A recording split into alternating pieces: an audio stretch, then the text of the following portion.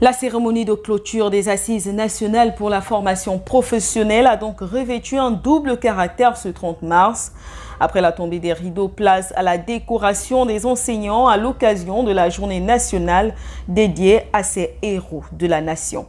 Le 23 mars dernier, vous avez célébré la journée nationale de l'enseignant sous le thème « Les enseignants dont nous avons besoin pour l'éducation que nous voulons ». À travers ce thème, vous avez rendu hommage à ce noble métier qu'est l'enseignement. Vous avez magnifié la participation de l'enseignant à l'effort de restauration des valeurs fondamentales de l'éducation et réfléchi sur l'accompagnement nécessaire pour exercer pleinement et convenablement votre métier. Vous avez également questionné l'avenir de la profession enseignante. Le président se réjouit donc de cette introspection que vous avez menée. Je m'associe pour ma part au président de la République, chef de l'État, à votre communauté, au cours de cette cérémonie de décoration de ceux de vos illustres pairs, pour également exprimer ma reconnaissance à l'œuvre enseignante.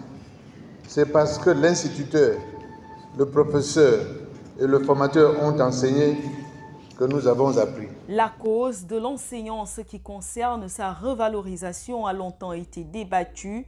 Le chef du gouvernement de la transition a donc rassuré ces derniers quant à la bonne écoute du président de la transition, chef de l'État Brice Clotaire Oligui Nguema, qui a engagé un certain nombre de réformes. Au regard du besoin important en enseignants, le président de la République, chef de l'État, a décidé du rajout de 400 postes budgétaires à l'enseignement. Il a également été décidé de l'octroi d'1 milliard de francs pour la mutuelle santé de l'éducation nationale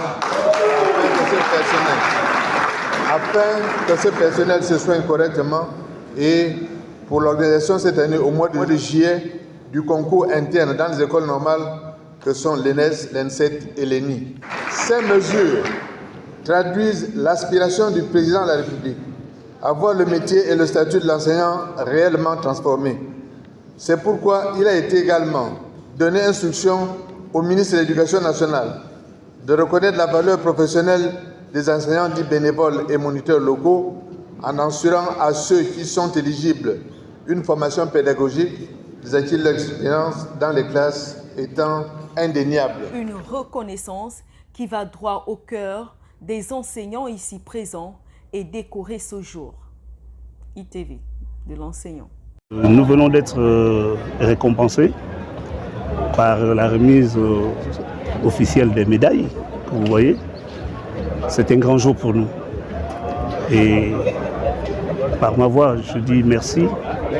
Merci au président de la transition, président de la République, le général de brigade de son Excellence Brice Clotaire Oligui, au Premier ministre qui a tenu solennellement à présider cette cérémonie et Madame le ministre de l'Éducation nationale qui, vous avez vu les ovations dans la salle tout à l'heure, quand elle m'a présenté, elle fut mon élève à l'école publique Cap-Estérias.